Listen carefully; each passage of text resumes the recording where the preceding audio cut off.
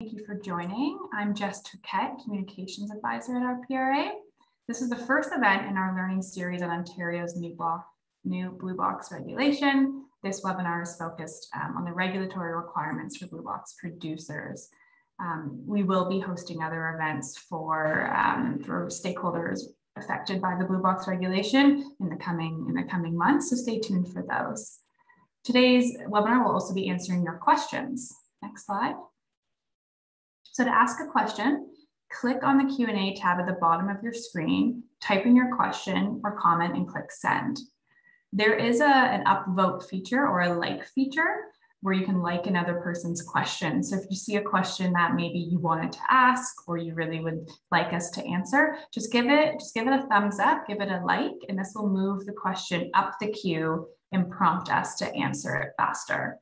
You'll see throughout the presentation that we have dedicated slides to questions. So we'll be pausing throughout the webinar to answer your questions, but we'll also be trying to organize and respond to your questions that coincide with the topics that we covered in that specific section, just to try to keep it organized and keep it all together. And so if you notice that a question that you asked isn't answered right away, it might make sense at a later section in the presentation. So just stay tuned for that. I will also note that we are expecting a very large audience today. We had over 500 people sign up, which is amazing, but it is likely that we won't get to all questions during the allotted time. So if we can't get to your question because of time, or if your question is very specific to your own business needs, please feel free to reach out to our compliance and registry team at registry@rpra.ca. They will be happy to help you out with your questions. This webinar is being recorded and will be posted to our website this week. So if you miss anything or you want to tune in later, you can find the recording and the slides in a couple of days. Next slide. This is just quickly our agenda, so it is quite jam-packed. So quickly, we'll just do an intro to RPRA, our role. Next, we'll speak to the Blue Box regulation, and then go into detail about elements in the regulation. So Blue Box materials, who is a producer, registration and reporting requirements for producers, working with pros, and then we'll finish off with resources that will help you after this webinar is over. Next slide. So with me today is RPRA's Deputy Registrar, Mary Cummins, and Blue Box Coordinator, Sydney Baker. I will now hand it over to Mary to kick off today's presentation. Thank you, Jess. I appreciate everyone taking the time to come to today's webinar. Hopefully we'll be able to get to the vast majority of the questions, as Jess said. Today's focus is primarily on a very short introduction to RPRA and Blue Box program and what producers need to know in the next 4 months. So this is a producer-focused webinar with the next 4 months in mind. So questions about what will the world look like in 2027 won't be things that we cover off today.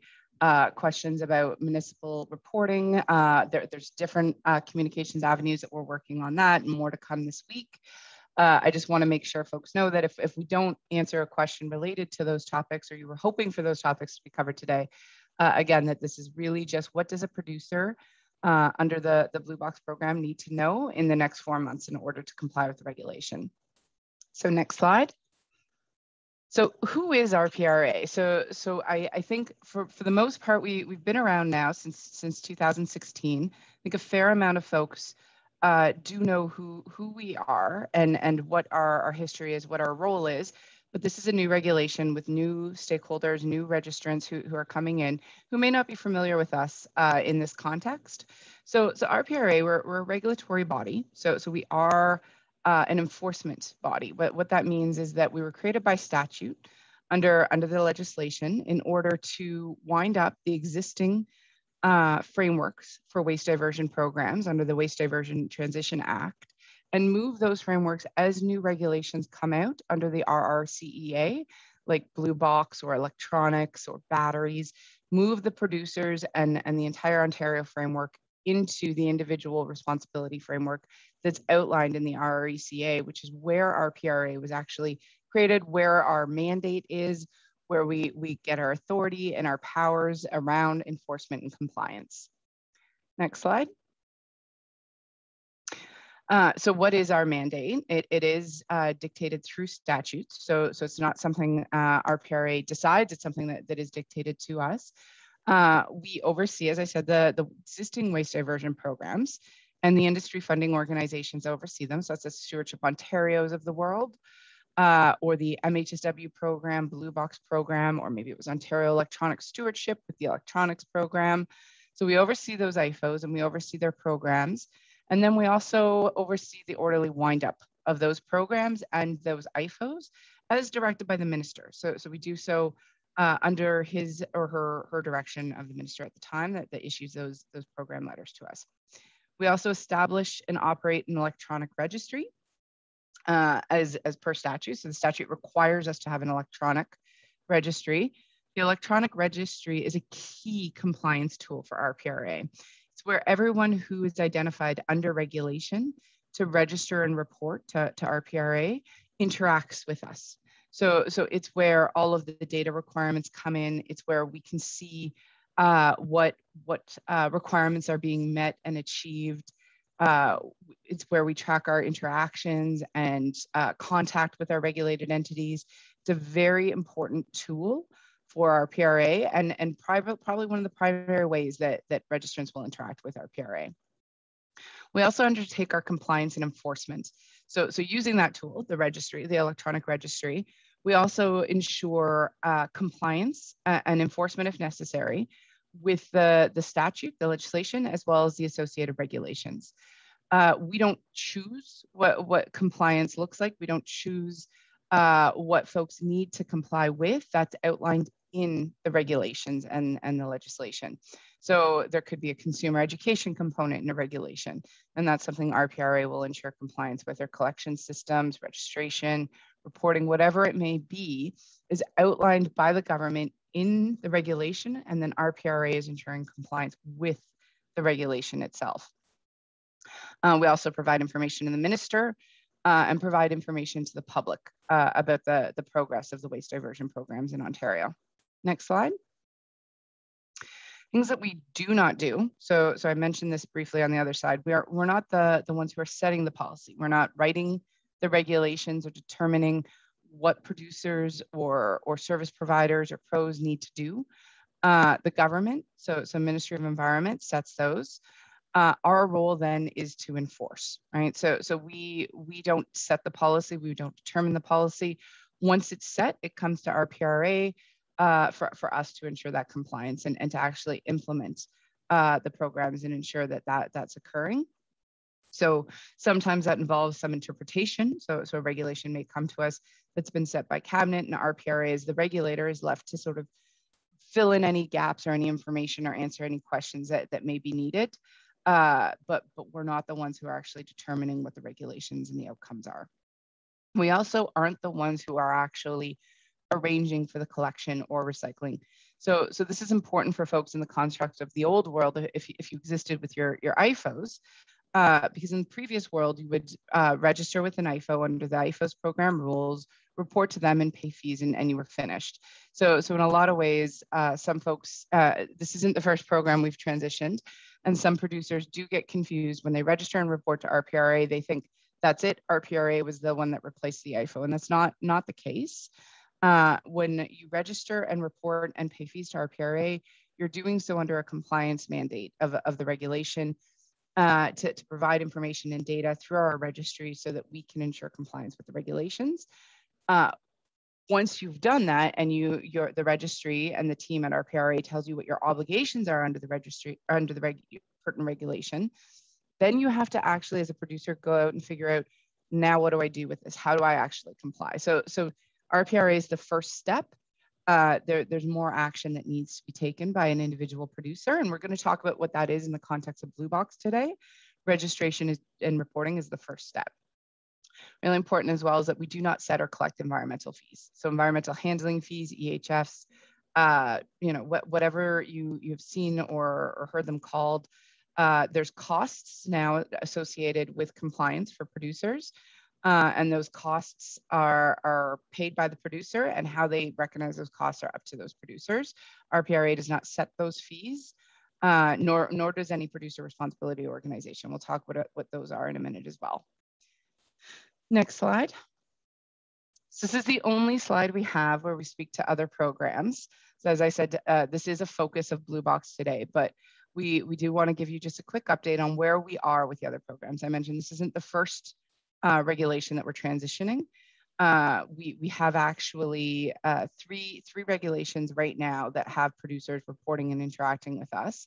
We have the HSP regulation, hazardous and special products regulation that came out, as well as the Blue Box regulation. So we're in the process of transitioning those two, but we have done this before with three others. And so there's many lessons learned that we can have with those three transitions and in interaction with producers, ensuring compliance, communication for compliance, which is communications for compliance is the concept that RPRA utilizes for our compliance and enforcement, which is helping those who need to understand what they need to do to comply and educating them. Removing the barriers for them to comply will mean that there is a high degree of compliance. And we've had that success, and we've seen that with the other three programs. All right, so with the next slide, I think we're going to move over to Ontario's new Blue Box regulation and get into some of the details about what this new regulation is, what it means for you. After most of the sections, we do also include what's different, so that it can start to help you click and understand what's changed for you as a potential producer under this regulation. But at a high level, what's changed is that under the Stewardship Ontario program, so the program plan that was approved and operated by Stewardship Ontario, municipalities in Ontario operated Blue Box programs. Those Blue Box programs had to be funded, 50% of it, by stewards in Ontario. So stewards would register under the Stewardship Ontario program rules, report, pay fees, and the funding that was collected by Stewardship Ontario was then dispersed to municipalities who were operating those Blue Box programs. Now, under the new framework, producers, so we call them producers, but producers, you can use the term somewhat interchangeable with steward. Producers have to register with RPRA. From registration and reporting to RPRA, that's going to determine requirements for an individual producer about what they need to do in order to comply. And then from there, they have to individually comply with those requirements. They do so by choice. So no longer is there one industry funding organization or one organization that producers join. Rather, producers have choices on who to choose to help them comply with their requirements. And those requirements now involve not 50% of the funding, but the actual accountability of the operation of the system itself. So fully financially responsible, fully accountable for the Ontario's Blue Box programs. An important note is because of this type of regulation, and anyone who might be familiar with the previous ones that we spoke to, whether that's tires or batteries, there were relatively definitive start-stop. The program ended under an IFO, and the new regulation started. This Blue Box program, given the size and the magnitude of the program, has a transition period. So over a number of years. During that period, it's important that producers understand they have obligations under the Blue Box program, under the Waste Diversion Ontario, to Stewardship Ontario as their IFO for 50% of the funding for municipalities. And they have obligations as that program is transitioning in terms of taking full accountability for it. So some folks may wonder, wait, I paid or I reported data to Stewardship Ontario. It's the same data. This is the same obligation. It's not. It's two different things happening over a period of transition. So it's an important thing to keep in mind. Next slide. So what are the producer requirements under the Blue Box regulation? It's registration with RPRA. We've spoken about that. It will not be for the Blue Box regulation due to the timelines, the electronic registry. It will be Excel-based spreadsheets, and we're going to talk a little bit about those and what to do with those, when they'll be ready, how you'll interact with them, what you can do to prepare for them. It'll be reporting supply data annually to RPRA. The obligation to report your supply data is a legal obligation to RPRA. There is no other obligation to report your supply data to anyone else. The choice a producer has to report supply data to anyone else is the producer's choice. You may identify a producer responsibility organization who's going to assist you complying with these regulations, who may want your supply data and may negotiate that with you. But ultimately, the only organization that producers have to provide their supply data to under this new framework is RPRA. Producers then, as I said, are responsible for the entirety and accountable for the entirety of the Blue Box system now. They have to meet mandatory and enforceable minimum management requirements, so targets. We do refer to them as minimum management requirements, the idea being folks shouldn't stop when they hit a target. It's a minimum, and if the system continues to go, the system continues to go and operate and collect and recover. Producers are also obligated for ensuring that third-party audits are undertaken of their performance, ensuring their producer data is also verified when it comes to RPRA. Now, a lot of this, a producer can sit there and sort of question, okay, I don't know how I'm going to do all of this. I could probably register with RPRA. I could probably get them my supply data, but the rest of it, you're going to need assistance. And that's where we're going to talk a little bit about producer responsibility organizations and the role that they play in assisting producers under these frameworks. Next slide. So Blue Box materials. So we're going to talk a little bit about what Blue Box materials are covered under the regulation. And those Blue Box materials are what producers are going to be obligated to report, obligated to ensure there's a system for, and obligated in some cases for targets, not all cases. We're going to talk a little bit about that as well. Next slide. So there are three types of Blue Box materials in the Blue Box regulation. There's Blue Box packaging, paper products, and paper-like packaging. We're going to talk each of those definitions, although I want to note, and you'll see this on the next slide, those definitions are not pertinent in the sense that no one needs to worry about, am I transport packaging? Am I primary packaging? Am I a paper-like product or a packaging-like product? You just need to know that you are an obligated Blue Box material. You don't necessarily need to know where it fits. The three types and then the types under Blue Box packaging are really provided to give context of the fulsomeness that the Blue Box materials cover and everything that's included. It's not meant for something for producers to track or to be concerned about in terms of making sure, okay, well, this is a Blue Box material that's obligated because it's service packaging. That's not the case. Rather, it's to identify that service packaging is obligated. So we'll talk about what they all are so folks know, but don't worry too much about where your materials fall with that.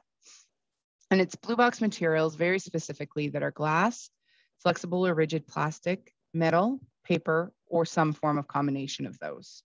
We'll also talk a little bit about what to do and guidance RPRA is providing if you are a Blue Box material that has multiple types of materials in one type of packaging. Just like the Stewardship Ontario program, certified compostable materials are also obligated and producers need to report those. When we get to the reporting section, you'll see those are reported separately from other Blue Box materials. So you will need to know which of your materials are certified compostable. And when we say certified, the regulation states certified in accordance with our procedure, which is on our website and we'll provide to folks. However, there aren't reporting, besides having a separate reporting requirement, unlike Stewardship Ontario, the obligations differ for compostable packaging. Next slide. So as I said, the distinction between what I'm about to get into in terms of what is Blue Box packaging, you don't need to worry about. The distinction of what I'm going to walk through here fairly quickly is really just so you can start to click about all the different things that are covered. It's not so that you can say, am I primary, am I transports? So when you think of something like primary packaging, you're thinking about exactly as it sounds, the primary packaging associated with a product. So the example we've provided here, if you're thinking of, let's say you're thinking of an individual water bottle that somebody goes in and purchases, that water bottle is the plastic, the PET is the primary packaging. the film and the cardboard around a 24 pack is also. You have transport packaging. So transport packaging is the idea of facilitating transport itself. And we're going to talk about why transport packaging as a definition is in here, but because of limitations of who producers are obligated to report their blue box packaging into for which sectors, whether that's consumer or business. Most producers will not have transport packaging that is actually obligated, though the definition is here so that you understand what it is. But we'll talk about that as well in just a moment. Next slide. Convenience packaging. So convenience packaging is the idea of something that's being provided to a consumer to facilitate transport from point of sale, say to someone's home. So think of a bag that's provided at checkout. Service accessories are things that facilitate the use of the product. So an example provided here is the packaging that's provided when you purchase a pop, perhaps, that you've got the cup, you've got the lid, you have the straw. The straw is also included. And then ancillary elements of the packaging are those that are integrated directly into the packaging itself. So serve some sort of function, so like a spout on a laundry detergent bottle or a mascara brush, but by nature of the fact that they are directly hung or attached to the packaging, they become an ancillary element, which is also packaging. Next slide. So paper products was the second type of blue box material under this regulation. Paper products are exactly as they sound. So it's printed and unprinted paper. Newspaper, think of paper that you may go to the store and purchase blank paper to use in a copier. Magazines, calendars, whether they're promotional, like handed out to somebody, or whether they're purchased. And we'll talk about why purchases on the next slide actually here. Purchase calendars are packaging like products. So just next slide. So packaging like products are things that are similar to packaging, but not quite like packaging. They're more of a product. So things like aluminum foil. Aluminum foil is something that you would go in and purchase as a product, but it is packaging like. So the regulation also identifies that packaging like product is also included. That's different from the Stewardship Ontario program. And we'll go over that as well on the last slide in terms of flagging the differences. A couple actually important notes is that it does not include flexible plastic that's ordinarily used for the containment, protection, or handling of food. So freezer bags, sandwich bags, cling wrap, all of those are not included in packaging like products. Okay. So I mentioned we're going to identify from all of those previous slides, what are the key changes, things that producers need to keep in mind. So you've got unprinted paper, which was not previously included in the Stewardship Ontario program. So what that means is the Stewardship Ontario program would have included things like a magazine, but now what is also included is when you go to the store and purchase, a flat of blank paper, that unprinted paper is now obligated under this regulation. Packaging like product was previously not obligated under the stewardship program and is now. So again, not including those for the containment of food that's made out of flexible plastic, but things like an aluminum foil or pie plates that you purchase that are aluminum, that promotional or that purchase calendar. There's a whole realm of packaging like product that is also now obligated. Service accessories, if you recall, we talked about those in terms of blue box packaging. They were one of the examples provided. The ones where I said you don't need to worry too much about what you fall into. They're just provided for examples. Previously, things like service accessories, so the straws I mentioned, were not obligated under the Stewardship Ontario program and are now. Also, there's no carve out like there was for the Stewardship Ontario program for things that are referred to as durable products. So CD case is a little bit of an older definition, I think, but board games, puzzles, or power tool cases, durable packaging that comes with the product is still packaging. There's no identification in the regulation that says that those things are not included. And next slide. So we're getting into the questions portion now in terms of around the blue box regulation. Just keep in mind, the team's going to organize some of the questions so that they fit within the different sections for you. But see, here's some FAQs we've been having already that we're going to be posting on our website around blue box materials. So, and I sort of mentioned this at the onset when we talked about transport packaging, that it's not really actually going to be something a lot of producers need to worry about, in the sense that this blue box regulation, with a few exceptions, and that exception is for beverage containers, and we'll identify those in a moment. Producers are only obligated to report blue box materials that are supplied into the residential sector. So transport packaging, by its very definition of containing things like it's a flat, it's a bale, things that mass ship products to folks, because it's consumer sector only. Unless a consumer is shipping those sort of things to their individual house, and that's being supplied into the residential sector, transport packaging would never be reported by a producer. So just an important thing to keep in mind, that while it's listed as an example, unless you're shipping that type of transport packaging directly to a consumer, it would never be reported. Also, common question that we're getting is around the HSP reg, which is also currently out. Product and packaging that is designated under the HSP reg is not included in the blue box regulation. So a paint can, for example, under the HSP regulation belongs in the HSP regulation, not in the blue box regulation. So the last slide, I believe, is our first pause for questions. I see that we've had quite a few come in, and I know the team's been working on organizing those. So I'm going to pause so that we can address some of the questions that you have. Thanks, Mary.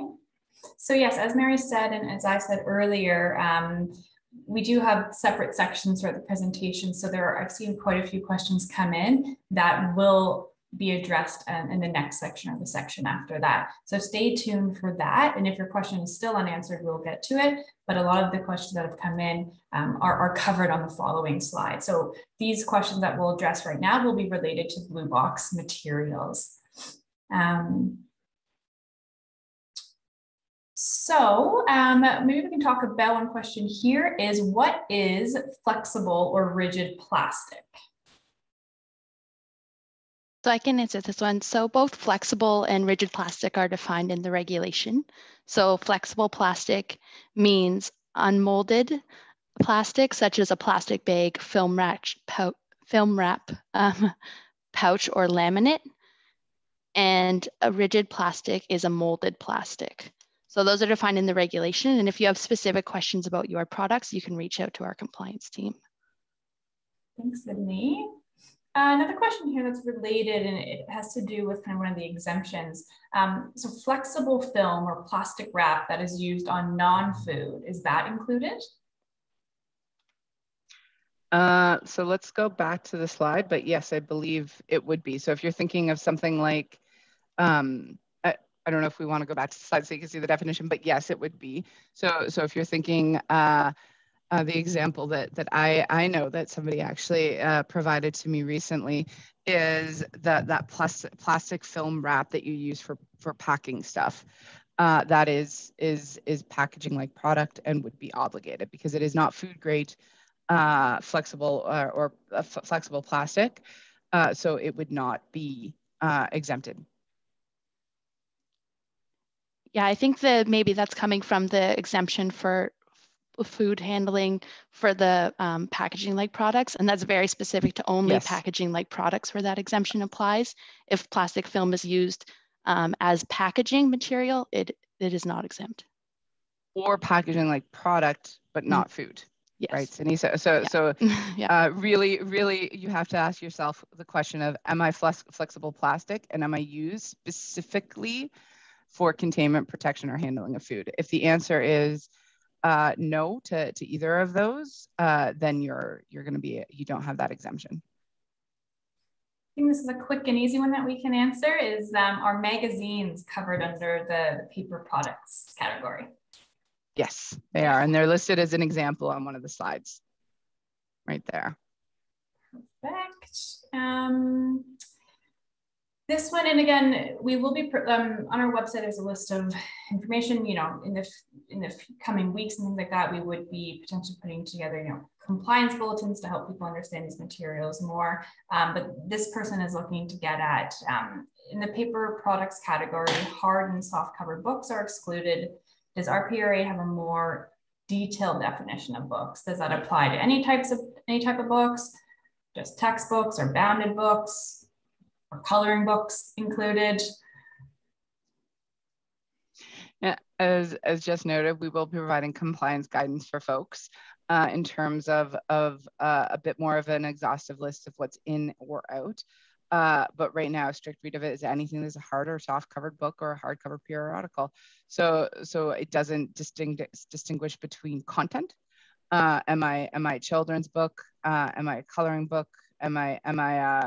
A book is defined as a book, but we will definitely provide some more examples for folks with some of that guidance. And in the meantime, if folks have questions, if they're not sure if they have a specific product or specific line of products that they want clarity on, we really definitely encourage you just to send them over to us, and it helps us generate that list for everyone's benefit. Obviously, it can be difficult to brainstorm lists of every single type of product that exists out there. So we do need producers' help with this as well in terms of asking us these questions, sending us examples of their products so that we can provide them that clarity and then make it consistent and provide it via our bulletins for everyone as well. Great. Yeah, so I'll ask one more here on the material side. Again, I think there were a couple of really specific ones, but this one is regarding HSP. So if a material such as pesticides does not meet the definition of an obligated pesticide under the HSP regulation, is the packaging for that product or the empty container, is that to be captured under the blue box reg? Yes. So to give you an example, let's say you're an ant trap. Ant traps are specifically listed as being excluded from that definition. The packaging associated with that ant trap is obligated under blue box. Thank you, Mary and Sydney. I think that's good for here. We can move on to the next section.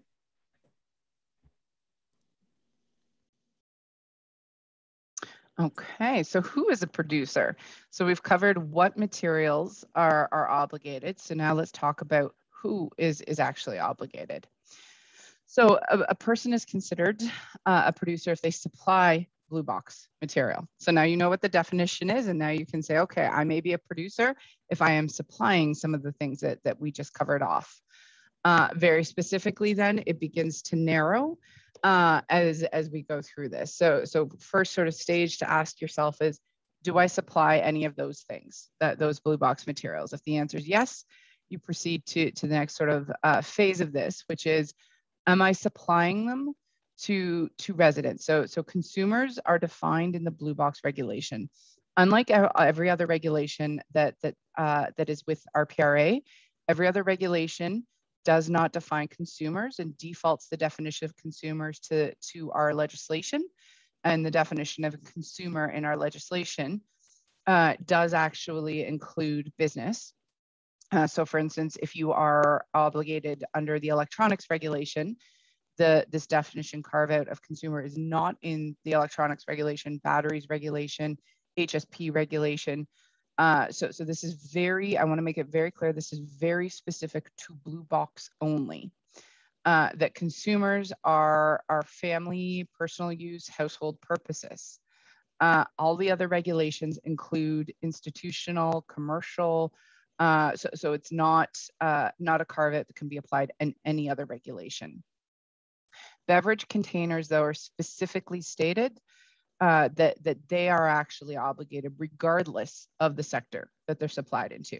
So to give you an example, if you're a producer, you think you're a producer, you supply water bottles, and those water bottles, now your next question is, where am I supplying? To whom am I supplying those water bottles, and to whom is going to be using them? Am I supplying them so that the intent is that they're being used by Mary as a personal or family household use, or are those being supplied to an institutional, commercial, like a hospital or hotels?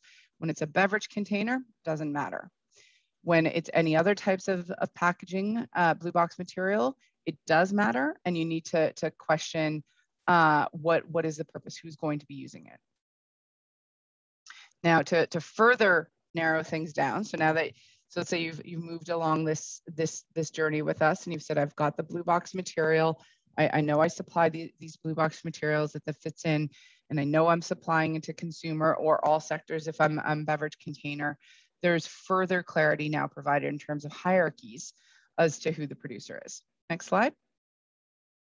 So for paper products and packaging like products, so if you recall, paper products are things like a magazine that somebody asked, not like a book, but like a magazine. Paper products are also things that are newspapers. Packaging like products are items like the aluminum foil or aluminum pie plate, but not including the flexible plastic for food containment only, right? So now you're going to say, who is the producer for these materials? So it starts at the top of the hierarchy, the folks that are the closest to it, right? Which is who is the brand holder of it, right? And that brand holder has to have residency in Canada. So it starts at the very top of the hierarchy. So if you own the brand of a particular magazine or own the brand of that packaging like product, and you are a resident in Canada, you are the top of the hierarchy, and you are the producer for what you're supplying for those products or those paper products and packaging like products. Now let's say you're supplying things and you know there is no brand holder resident in Canada, and that is likely because you are the resident in Ontario and you are bringing this in directly from outside of Ontario. So you are importing it in. If you're the one that is importing and you are resident in Ontario, then you become the obligated producer for what's being imported in. And then the last bucket of groups is if there is no resident importer, and presumably there's no resident importer, there's also no resident in Canada who's the brand holder, it falls to the retailer who's supplying those product and packaging like product to consumers in Ontario. Next slide.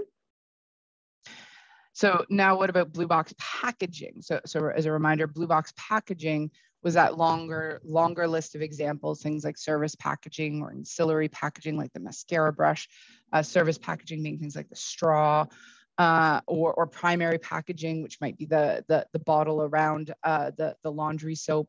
So who's the producer in those situations? Very similar to the previous slide. It starts with the brand holder of that product that packaging is around, who's resident in Canada. If there is no brand holder who is resident in Canada, it goes to the next stage, which is who is the importer, that importer who is resident in Ontario. And then again, it goes to the next stage, which is if there is no resident importer, it goes to the retailer. An important note is that if you recall from the definition of blue box packaging, there was packaging that was used, for instance, to facilitate the transportation of the product from maybe a retail location to the consumer's home. And the example I gave was a plastic bag. So in this case, who's responsible for the blue box packaging? This note is talking about who's responsible for adding it. So you may have a situation where the brand owner is resident in Canada of a particular type of cookie, right? And that packaging, therefore, of that cookie the responsibility falls to the top of the hierarchy, which is the brand holder of the product who is resident in Canada. And it's sold at a retail location, and that retail location is putting the bag of cookies into a plastic bag to facilitate it for the transportation for the consumer to take it home. This note says whomever is adding the packaging is the one who's responsible. So the cookie brand holder resident in Canada is not responsible for the plastic bag that a retailer would provide to the consumer, and vice versa is not true. So just an important concept to keep in mind is, am I adding this packaging to that process? Next slide. There's also a concept in the blue box regulation of marketplace facilitator. Okay, so a marketplace facilitator is a person who contracts with a marketplace seller to facilitate the sale of the marketplace seller's products. So what that really means is, think of a website, and let's say it's a website that another company wants to sell their products on, right? So you've got the marketplace seller is the one who has the product who wants to sell something. You've got the marketplace facilitator who has the platform, right? Who can sell it, the forum, whatever it may be. Marketplace facilitator is defined very distinctly in this blue box regulation. It's different than other regulations, and we'll talk about how, but marketplace facilitator, the individual who owns that forum, that platform, that website, whatever it may be, and owns it and has marketplace sellers coming to it to advertise it, to make it available and make it offered for sale, and where that website or forum is actually having the offer and acceptance of the offer occurring.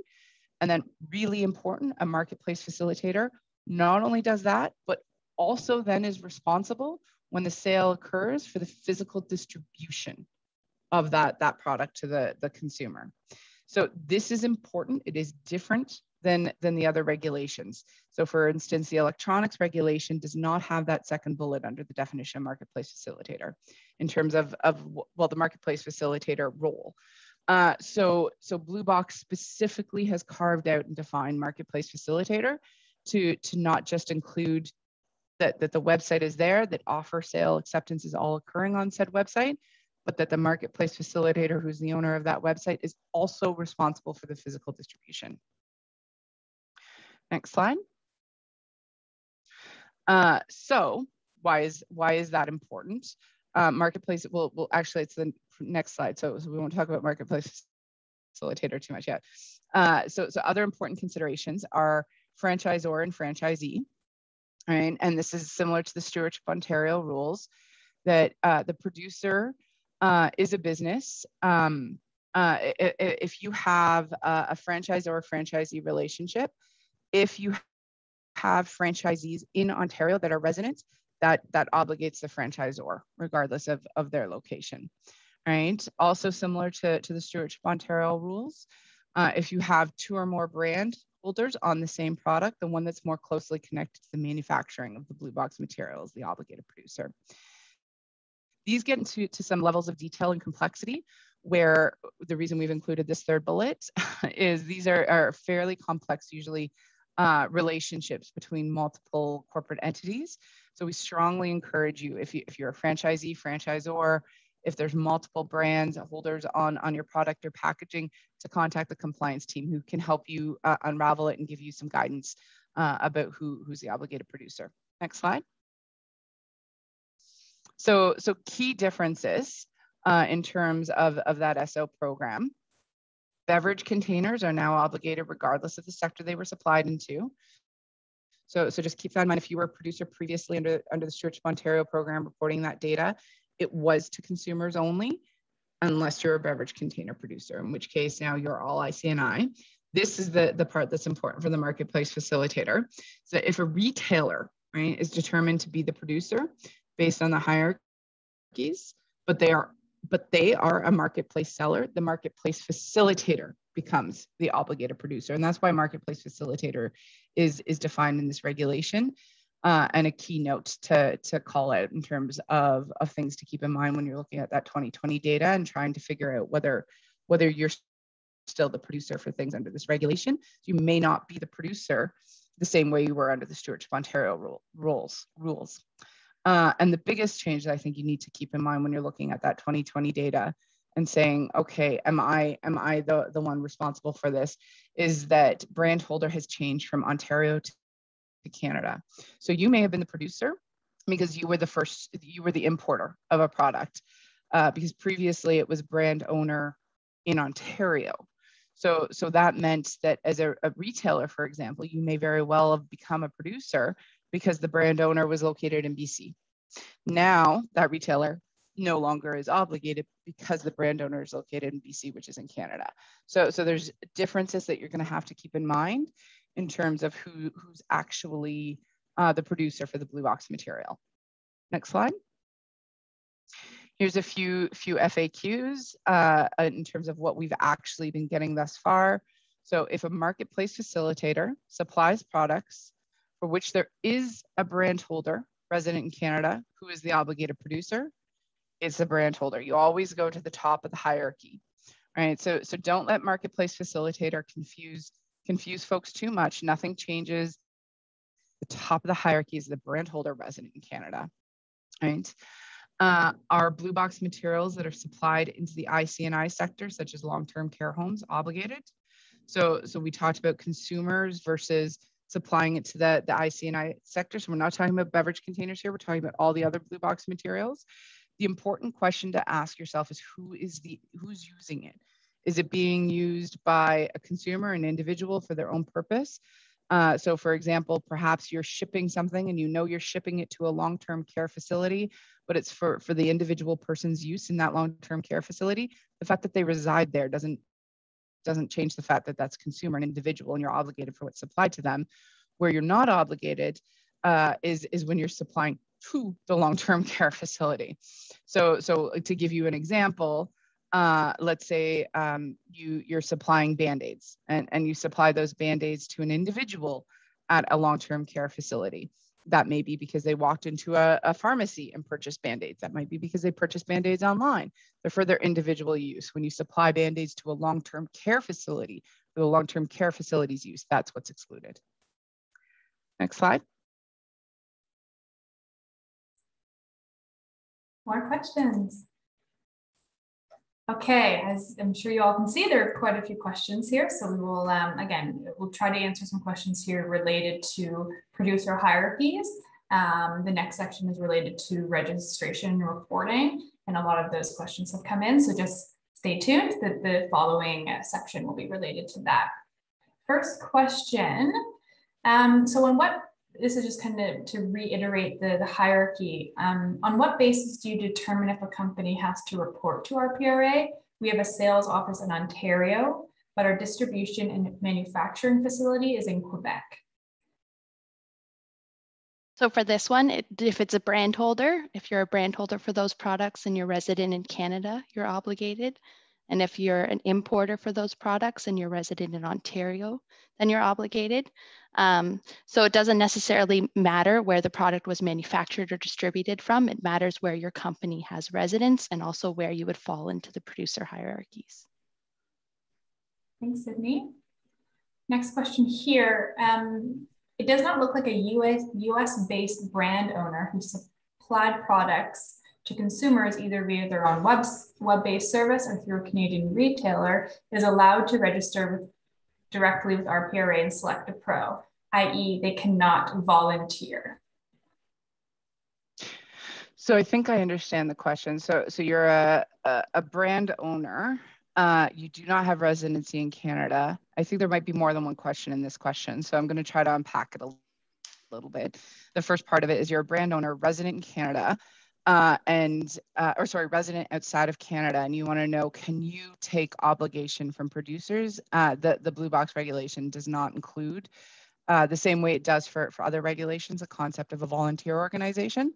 So volunteer organization and other regulations are where there is a brand owner, a brand holder who does not have residency in Canada, can take the volunteer, can become a volunteer organization under those regulations. That concept does not exist in the Blue Box regulation. So the obligation falls to who is importing that particular material. Thanks, Mary. Next question here. This is kind of a bit of a mix between producer and section, the material section. Is a producer obligated for packaging that is removed by a retailer / installer prior to a product reaching a consumer, such as the box a refrigerator comes in? So we're actually going to get to that too in a few slides in terms of what deductions are allowable. So that's still Blue Box material. It is still obligated. You're still required to report it, but there's particular deductions allowed, and we're going to get to that in terms of the reporting slides. The short answer is if you are installing a refrigerator and you're taking that cardboard away and it's not entering that stream, then it would be deducted. You still have to report it though. So we'll explain what that is in a few slides. This is also again a bit of a mix between the previous section and this one, but this person was looking for a little bit more detail on the definition of a packaging-like product. they say it seems to be left wide open to interpretation. Yes, there's a fair amount of clarity that RPRA is going to be providing on packaging like product, that bulletin that we're coming out with. In the meantime, as you're preparing this data, as you're working your way through, you're starting with your 2020 supply data to SO if you have it, and you're working through, okay, what other things am I obligated for? And you have things that fall into that broader definition of packaging like product, to contact the RPRA team so that we can work with you and figure out which ones are included and not. And that's part and parcel of also assisting us developing the broader guidance to producers as well around packaging like product. However, guidance I can give, if you read the definition and the regulation and the answer to your question is it fits within that definition, you're obligated. Like so the simplest way to approach this, read the definition, which we have provided in the slide. I don't know if there we go, thank you.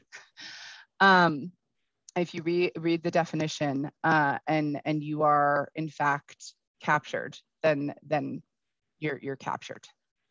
Even if you're not listed as in an exhaustive list of examples, even if you're not listed in an exhaustive list of examples of some sort of compliance guidance we provide with a compliance bulletin later, those lists will never and can never be exhaustive.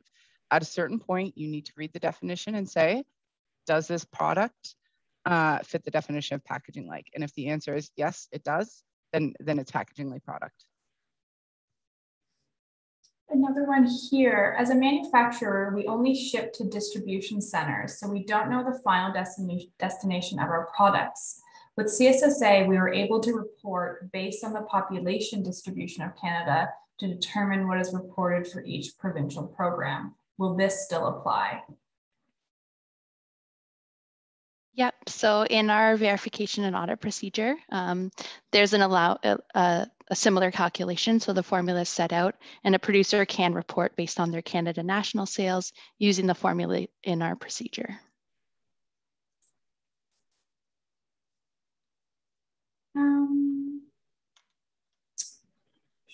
Here is one. For private label products sold at a grocery store, e.g. Loblaws PC products, is the producer, the retailer, or the company that supplies the product in private label branded packaging, e.g. in President's Choice branded packaging? It's who owns the private label. Just because it's a private label doesn't, that is a brand. So that falls to the top of the hierarchy. The brand holder resident in Canada becomes the producer. The only time the retailer becomes obligated is if the other layers aren't captured. So in that particular case, there's a brand owner, and that brand owner, if they have residency in Canada, becomes the producer.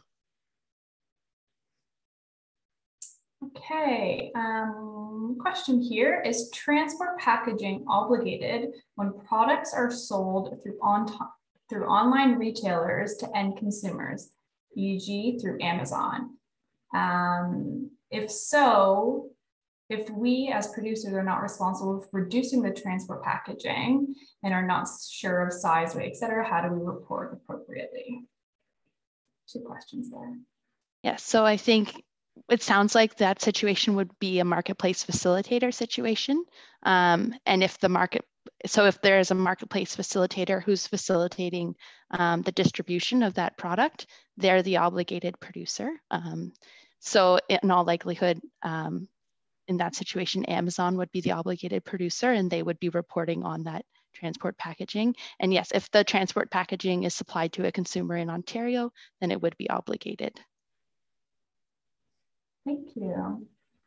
I think there's still a lot of questions, but I think we can move on to the next section. A lot of the questions that are kind of coming to the top of the queue that seem to be on everyone's mind are related to registration and reporting. So let's move on to that section. So then that's perfect timing. Hopefully we'll answer most of them, but let's see how we do. Okay, so producer registration and reporting with RPRA. It is required by October 1st. As I mentioned earlier, there will not be an electronic registry. It will be an Excel-based format. You do not need to wait for RPRA to contact you to start this process, right? So we're going to talk a little bit here about how RPRA is going to be doing outreach to existing Blue Box stewards. There's quite a few of them, so we're going to be sending emails and making phone calls. We're going to be targeted campaigns for them. You do not need to wait for us to have the Excel sheet on our website. The reason the Excel sheet's not on our website is because we are waiting for the Blue Box fees, which the consultation just closed on a few weeks back. Once those fees are set, we can actually begin the producer registration campaign, but we can't until those fees are set. But that doesn't mean a producer has to sit and wait. We provided you some information today. You can go get your 2020 data from Stewardship Ontario. You can start doing the analysis to say, am I resident? Is there a brand holder resident in Canada? Do I have packaging link products? You do not need to. The Excel template is contact information, Pro if you have one at the time, and your 2020 supply data. You can prepare that 2020 supply data before you get the Excel sheet. So don't wait.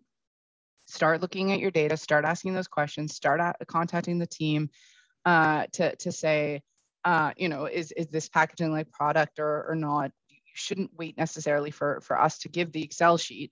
The Excel sheet should only take you a few moments to complete once it's there. If you've done the legwork to prepare filling in the Excel sheet, well, we're continuing to wait for the Blue Box fees to be set so we can start that process. So I really want to stress that the deadline's October 1st. And while folks may look at that and say, wait, when does the process start? Shouldn't the process start now? It's not a long process to fill out this Excel sheet. Gathering the data is the important part. And you can start that gathering the data now. And we would strongly encourage you to start now and start asking us questions about that 2020 data that you're going to have to report. You have to submit the data directly to us as a producer.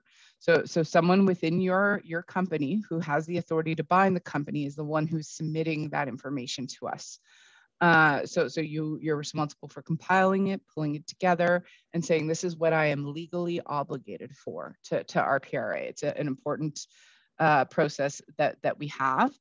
As I said, once the fees are set and have been posted for the appropriate time, we will start and launch the campaign. We'll do so by starting to contact Blue Box stewards. Stewardship Ontario will reach out to Blue Box stewards to let them know that the Excel sheet is ready. But all of the legwork to prepare to fill out that Excel sheet can happen before time. Really, we're talking. It's not a difficult Excel sheet. It's your contact information. If you've retained a Pro, and we'll talk about that under the Pro section, and your 2020 supply data. Next slide. So there's going to be a key change from the SO program is that there are different reporting categories. So SO's program had multiple reporting categories, and those who take a look at the regulation will notice there's only 7 reporting categories now. That's also not something you will really have to worry about. In the sense that when this Excel sheet is made available to producers, you're going to grab your 2020 supply data from Stewardship Ontario. You're going to go through that exercise we just talked about in terms of determining what is it that I'm obligated for. Was I obligated because I was the importer and resident in Ontario? In which case, is there a resident who's brand holder in Canada that I need to take into consideration? Do I have packaging like product that I need to be adding? Do I have durable product that I need, packaging that I'm adding? Do I have straws, ancillary, whatever it might be that we've noted on that previous slide that you need to keep in mind of what's changed, right?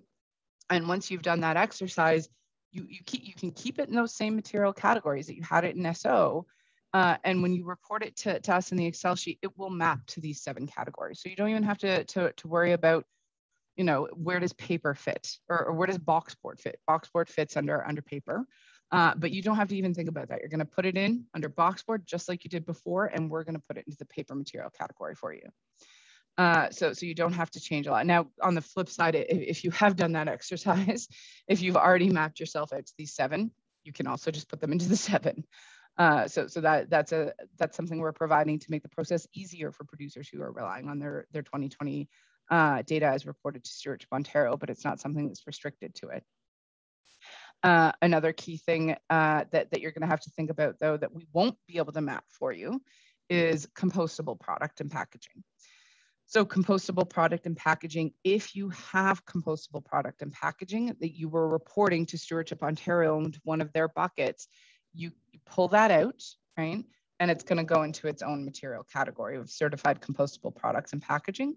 Certified compostable products and packaging are reporting obligations only. So they don't feed into your minimum management requirements for the above 6 categories. So you're going to want to pull that out of there. Next slide. So deductions, this question came up earlier. Deductions allowable under the regulation are listed in the regulation. This is not policy determination by RPRA. This is in the regulation in terms of what the ministry has decided is allowable and permittable deductions. There are two allowed. The second one, sorry, we've already talked about, which is when it was collected from an eligible source at the time, the product was installed or delivered. And the example that was given is exactly the example we have on our slide here, which is packaging is removed from the house by a technician who's installing a new appliance. So you have to report that packaging. So let's say you are an appliance producer, you're gonna and you would report the packaging associated with that appliance to RPRA. You'd include it in your data, but then you would write in the total amount that was also removed. So to have a permittable deduction, you include the total, and then of that total, what was removed for your deduction. That's different than Stewardship Ontario. Stewardship Ontario only required you to report the amount minus the deductions. Now you do have to know what that deduction amount was. The second deduction is where the product, the blue box material, was both supplied and consumed on a non-eligible site. So what that means is think a restaurant. You go into a restaurant, you order the food, so you get your cup and any of the packaging associated with it. You sit at the restaurant, you consume it at the restaurant, you dispose of it at the restaurant. That is a non-eligible source. That is not a residential sector. That can be deducted only in the situation where it was both supplied and consumed. And just like the deduction for installation, you report that restaurant would report all blue box material, and then they report the amount that they is offsite, or not offsite, on-site, consumed on-site. Next slide. There's also exemptions under the regulation that are important to keep in mind. They're the same as Stewardship Ontario exemptions. So it is key that producers know that they're the same. It's 2 million gross Ontario revenues from products or services. You're exempt from producer requirements under the regulation. Right, so that's an exemption. Sorry, next slide, because I think we outline on the next slide. Oh, one more slide, we'll come back to this one actually. Here, where we say annual revenue less than 2 million, right? So if you've got your gross annual revenue less than 2 million in Ontario, you're maintaining records only, right? If you have, just go back up, there we go. If you have, in addition to the 2 million, there's other exemptions now permittable. There is no exemption under, like there was for Stewardship Ontario rules for 15,000 kilograms. So an important reminder for folks, it's changed, it's different, it's per material category now. Stewardship Ontario used to have exemption levels if you supplied less than 15,000 kilograms of blue box material. Now it's in tons, you can see here, and it's broken down by material category.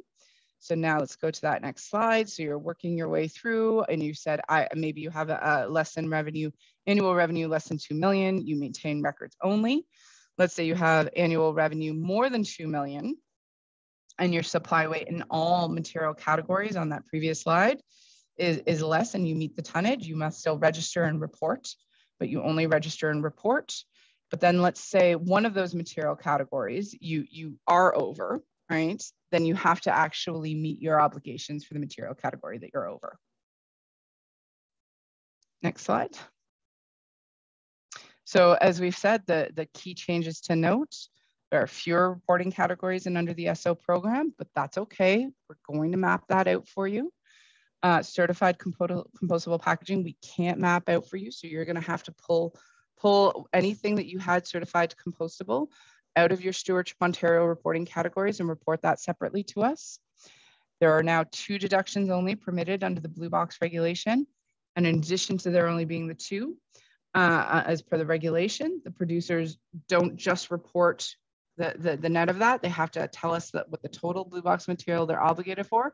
And then of that, what is applicable for a deduction. And then the other important change I talked about there was that 15,000 kilogram marker, that exemptions now are based on tonnage supplied under each material category. And that you can have, if you have exemptions under all material categories except for one, you have obligations under that one. It doesn't exempt you from everything. Next slide. So this is a key FAQ we've received quite a bit, is if I've already reported my 2020 supply data to Stewardship Ontario, why do I have to report to RPRA again? So we talked about this at the very beginning about how there's this transition period and you'll have obligations as a producer, as a steward under the Stewardship Ontario program, under the Stewardship Ontario rules, funding 50% of the municipal program costs. Those obligations continue during the transition.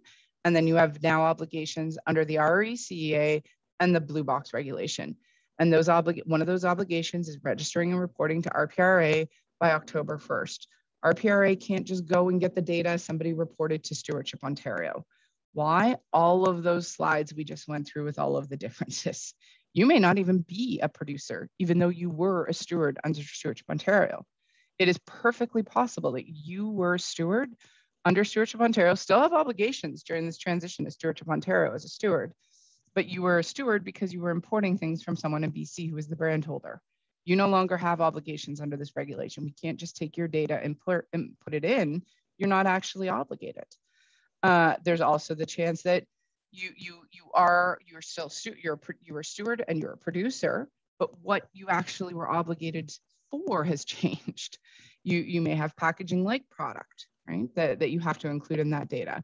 You may have had compostable packaging product that you need to pull out because your obligations aren't going to be built on that. So we can't just take what was reported to Stewardship Ontario and copy it over to RPRA systems because of these differences that we've talked about. The producers are going to now, and I'm definitely encouraging everyone to do this now, to start to go through their 2020 data and figure out what it is that they're obligated for in preparation for those producer Excel sheets, having the conversations with the compliance team to unravel it and figure out what it is that you're actually reporting for 2020. Next slide. Okay. So I think that last slide was a good one to end on because there's a lot of questions about that, about that dual reporting between SO and RPRA. So maybe one thing that you can maybe expand on, Mary, would be, so you kind of spoke about why they need to report to both. They have obligations under each, and also they might not be obligated under the new regulation. But maybe you could speak to the RPRA fees. That this question has come up a lot, and maybe just speak to what those cover when they pay fees to us. Yeah, absolutely. So when you report to us, when the forms are ready, as I said, one of the reasons the forms aren't ready is we're waiting for the Blue Box fees to be finalized and approved. Once those fees are approved, and anyone who went through that consultation process will know some of this. Those fees are not about the cost of actually operating Ontario's Blue Box programs, right? Those fees are strictly related to the cost recovery for RPRA for performing our mandate as covered earlier on under the regulation. So the compliance and enforcement mandate that RPRA has, we're required to recover our costs. Those costs are recovered from producers for each of the associated regulations. So when you register with RPRA and you pay those fees, you're paying for RPRA specifically for the cost recovery associated with compliance and enforcement in our mandate under the legislation. When you are paying to Stewardship Ontario, those fees are considerably more. And those fees are for 50% of the municipal funding today.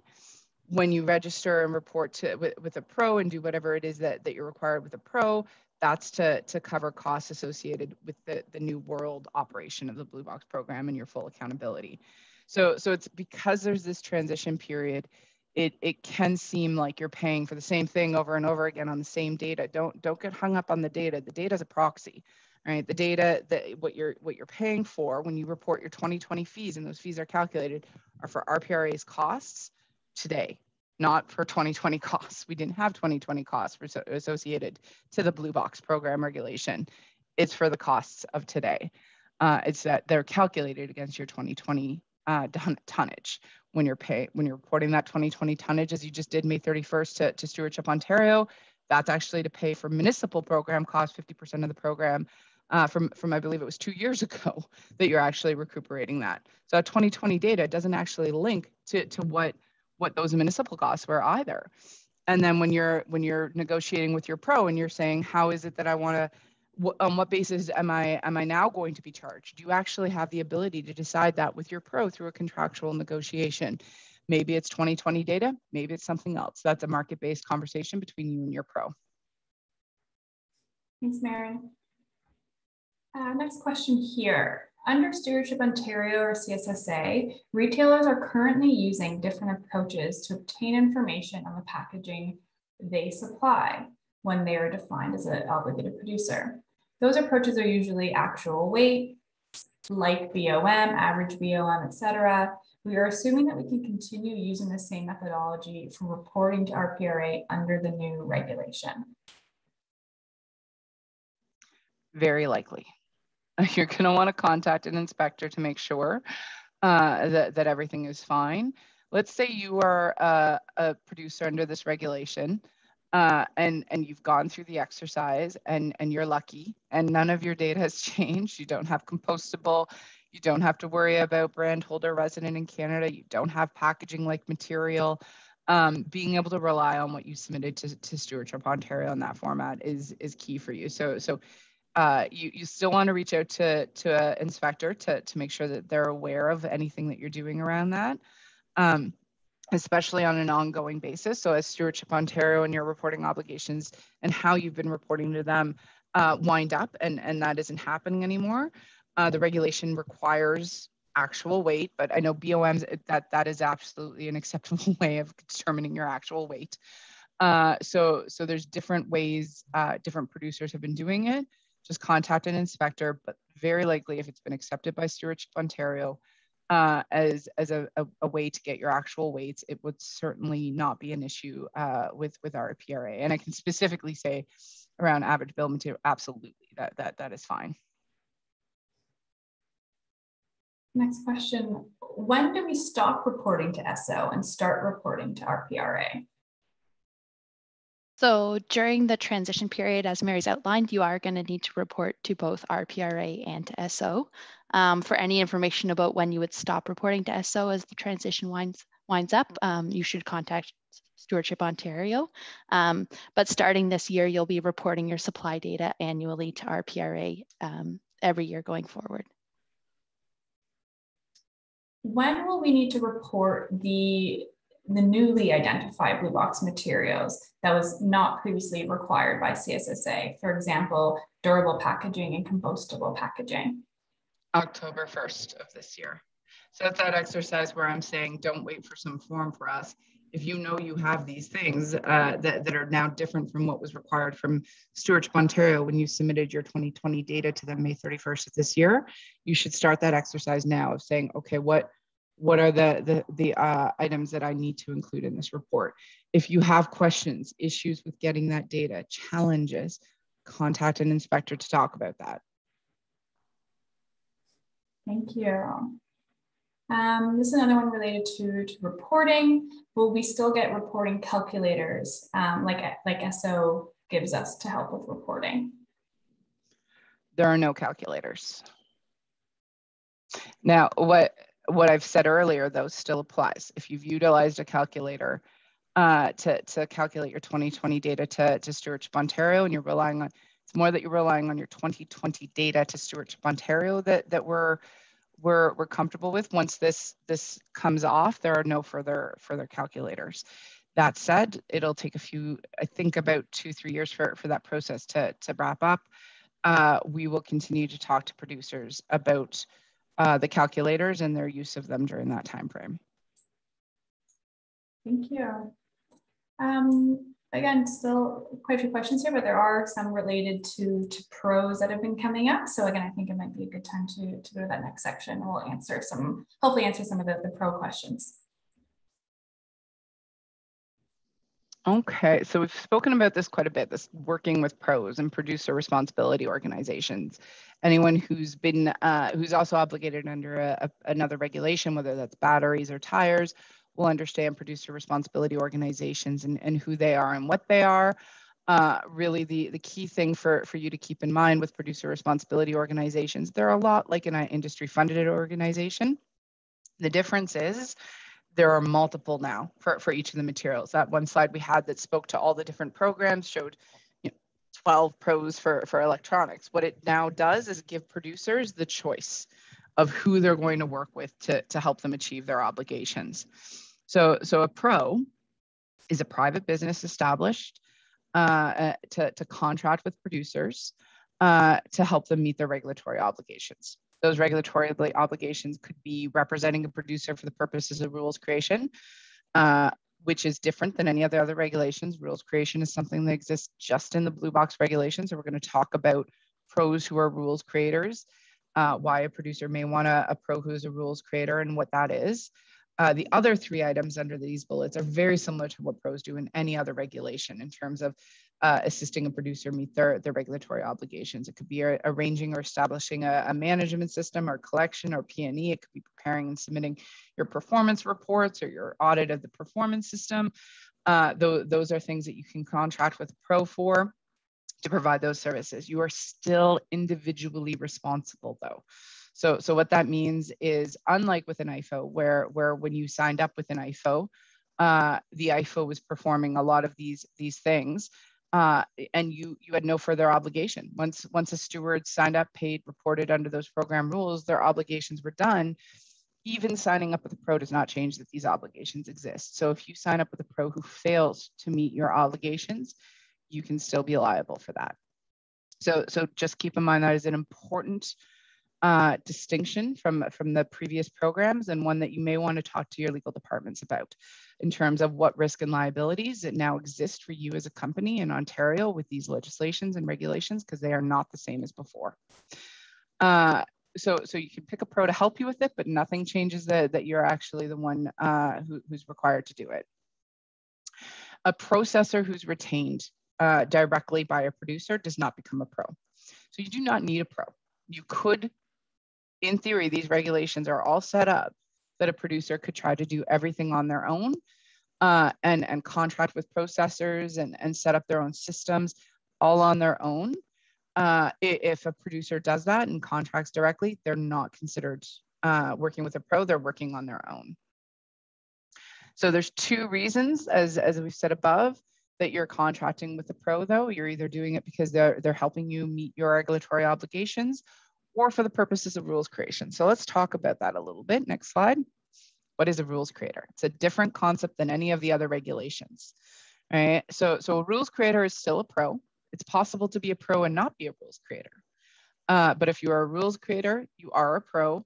And what rules creators are companies who are going to be sitting around a table. There can be multiple rules creators, there can be multiple pros, discussing how the rules will work, about how the province will be allocated amongst all of the producers for the Blue Box collection obligations. So if you are a producer, right, who wants to be have representation at that arrangement, you would want to get yourself a rules creator pro.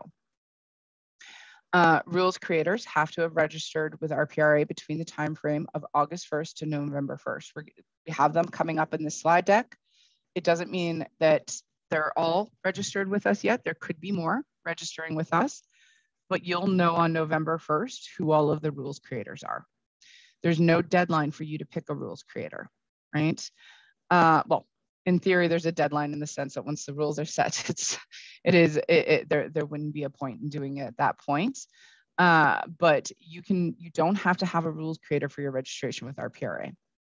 So you can register and report your supply data to RPRA, and then if you want to get a rules creator, because you want to have representation at the table where they're creating the rules, you can then go and find yourself a rules creator.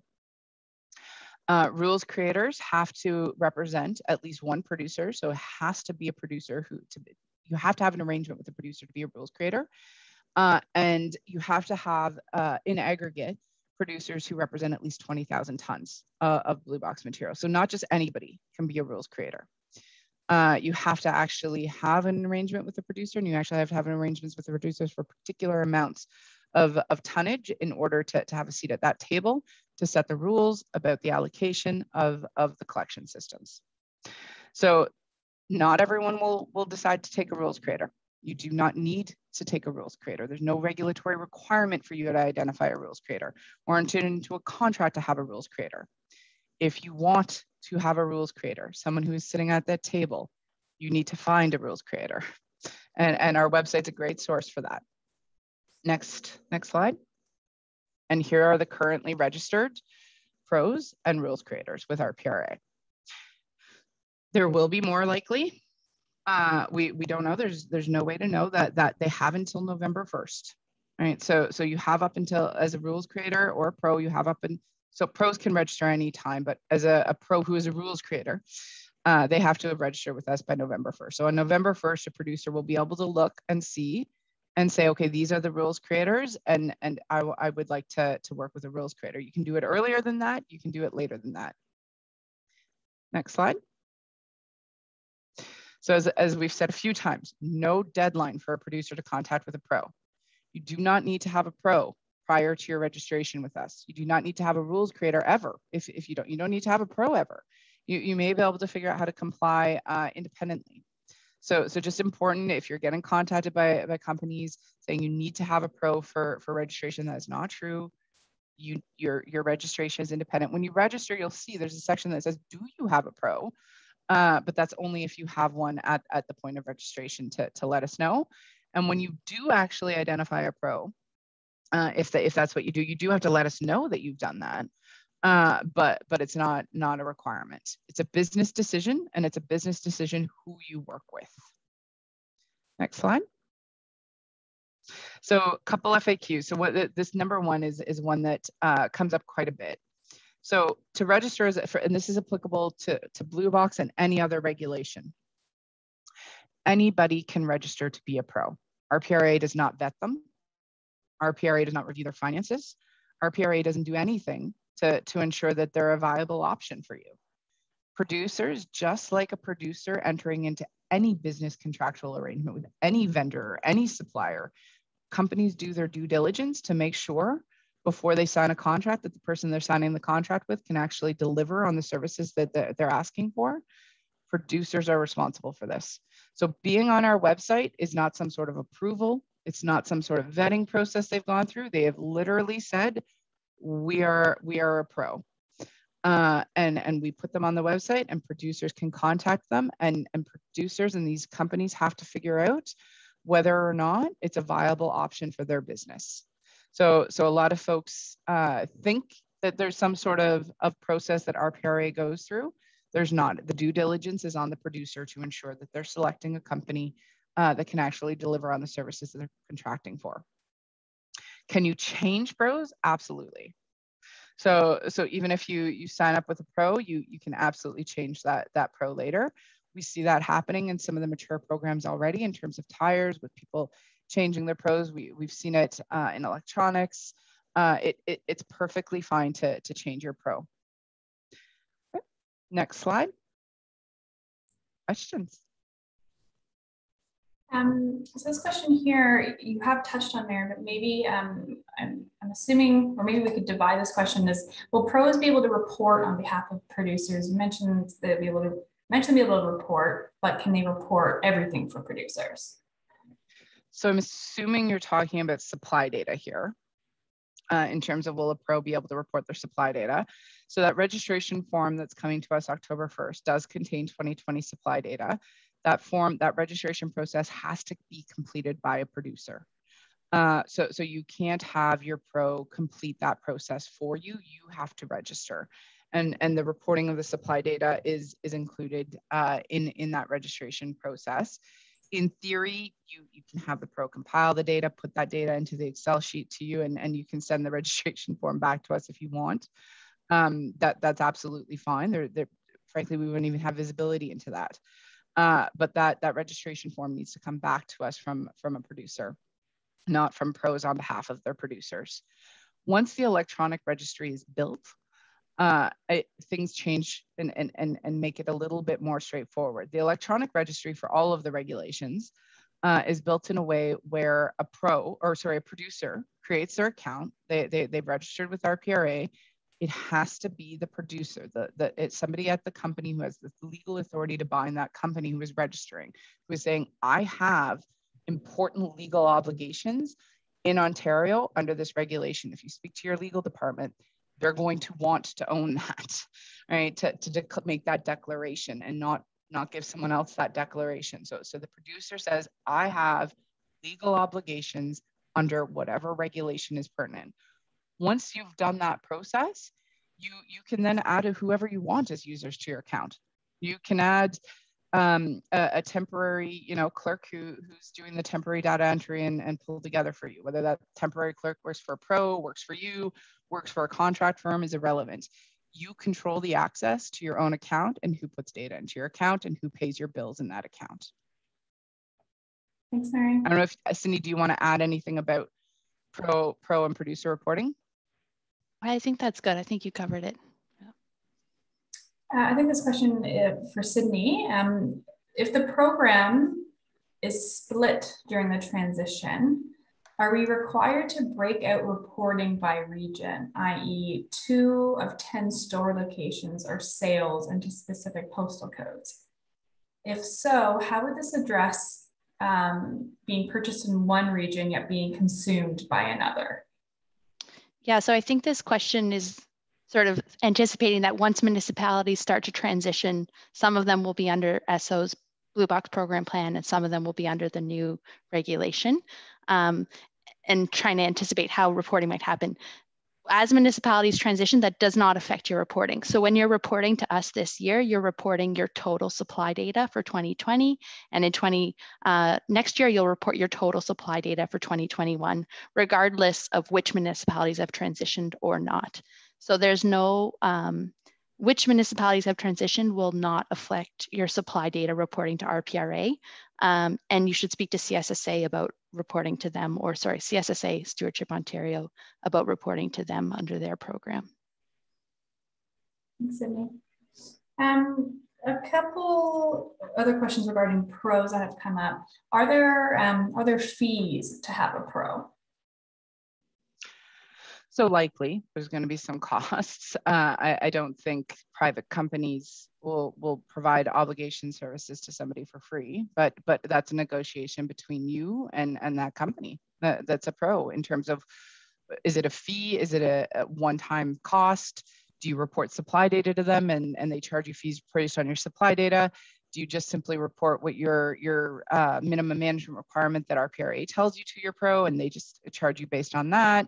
It is entirely up to producers and pros to determine how this contractual arrangement, which includes fees and costs, are set out, and RPRA does not have any involvement in that. As I said, it's a due diligence as the producer, and it's a negotiation, just like you would have with any other vendor. What data you give them, when you give it to them, all of that is up to the producer as part of that negotiation.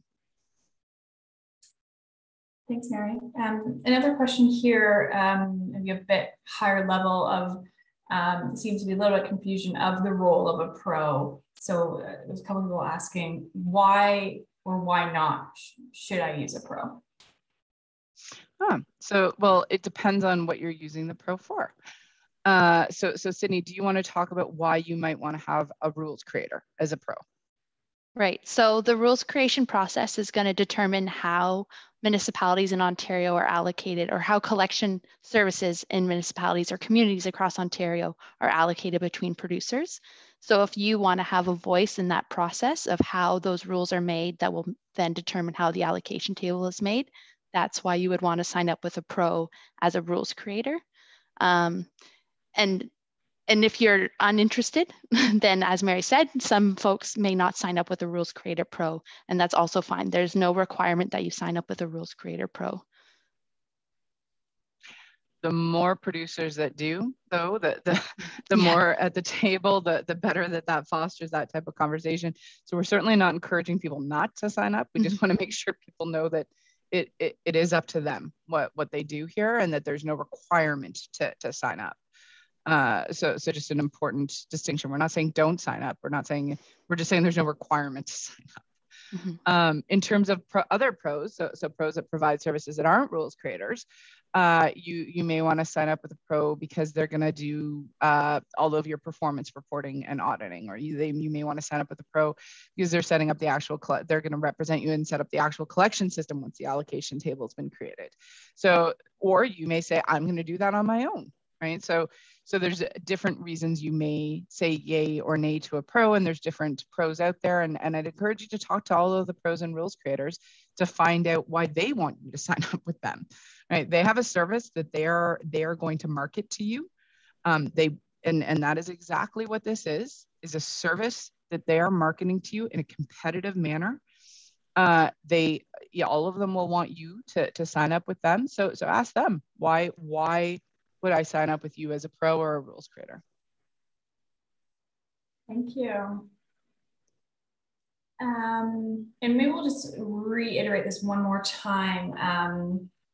So a couple of people have been saying they've been receiving solicitations notifying that they need to sign up with the pro by October 1st. Based on this presentation, that is not necessarily correct. Can you please clarify or advise on that?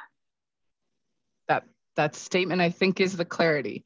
There is no legal requirement for you to sign up with a pro or a rules creator by October 1st. Can't be clearer than that. Unless it comes from RPRA telling you what your legal requirements are, there's no one else who is authorized to tell you what your legal requirements are. And you shouldn't rely on statements from anyone except for your regulator to help you figure out what your requirements under these regulations are. That's one of the reasons why it's so important to contact us and have these conversations with us. We are the ones who can help you figure out what your legal requirements are. Nobody else is authorized to tell you what your legal requirements are, except for your own legal advisors, who are also happy to talk to and help them figure out how to give you the proper advice. So as I said, pros are competitors. They are competing to get your services. So they will absolutely say you need to sign up with them or whatever their services may be. They're competitors attempting to get clients, and producers are their clients. And that's the way this should work. So there's no one's doing wrong things here. It is a competitive market where pros want to have clients, and those clients are producers.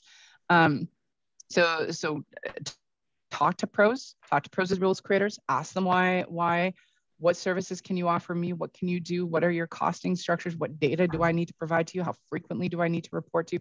All of those are great things to start talking to pros and rules creators about now. If you want to have a rules creator, or if you want to have a pro, it is very likely you will want to consider pro services. There are not very many producers, I think, who will want to do this completely on their own, but it is their choice. And it's your choice who you work with. And there will be more. But this is this registration process doesn't end. 5 years from now, this list will look different.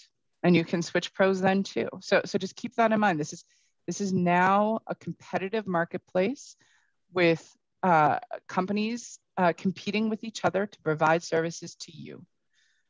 If you have questions, if you get an email and you're not sure or it contradicts something that we're saying here today, just give us a call. We can help you figure it out and go from there too.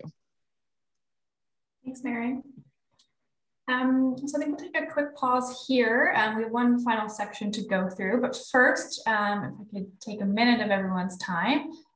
We do this in all of our sessions to really help us, learn and learn our feedback from our stakeholders and potentially improve our webinars and our sessions going forward. So I'll launch this poll. And if you could please take a second or two to answer the 4 questions, that would be great.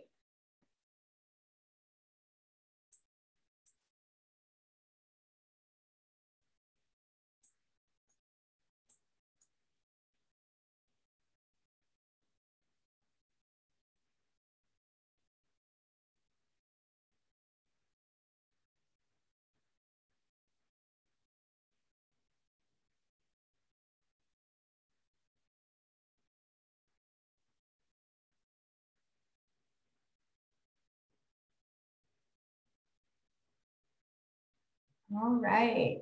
Thank you all for participating. I will quickly share the results so you can see what the group is thinking. And so this again is very helpful for us, building and developing our sessions going forward, looking for areas to improve on. If you ever have additional feedback that you want to write into us, feel free to do so as well. So thank you for that. And then if we go to the next section, Mary, we can finish it off. Okay, perfect. So resources. So this is the beginning of the process, not the end for producers. As we said, there's a couple of important dates and activities that we want to remind you of. October 1st for your registration, and that's where you're going to report your 2020 supply data with all of the changes and considerations we've spoken about earlier, which is why you can't just report what was reported to Stewardship Ontario. You're going to pay your fee as well to RPRA. That fee is not for the costs associated with Stewardship Ontario's program, funding 50% of the municipal costs. It's not associated with the new program and operating the full responsibility of producers. Is solely associated with the costs associated with RPRA achieving their legislative mandate around compliance and enforcement for this regulation. There are no deadlines to sign up with a pro. Producers do not have to have a contract in place on October 1st. You will see the question in the form. Do you have a pro and who is it? That's just if you have one on at that date of registration. You can leave it blank. If you do sign up with a pro later at a later date, you are required to have us or notify us. Once we have the electronic registry for Blue Box, it'll be a lot easier than sending us an email. You'll be able to log in and control things yourself. Rules creators must register with the authority by November 1st. Once the rules creators are registered with the authority, producers can either do it before or after and decide who it is that they want to represent them at the rules creation process. You do not need to. There's no requirement to sign up with a rules creator, but if you want to, that is that process. And producers have collection management, promotion, education requirements starting on July 1st of 2023. That's when the transition is beginning. Your obligations continue under the WDTA and this Blue Box regulation during that transition period. If we've got some municipalities on the line, that transition is starting on July 1st of 2023. We'll be contacting you further with your reporting requirements and everything that needs to happen through that.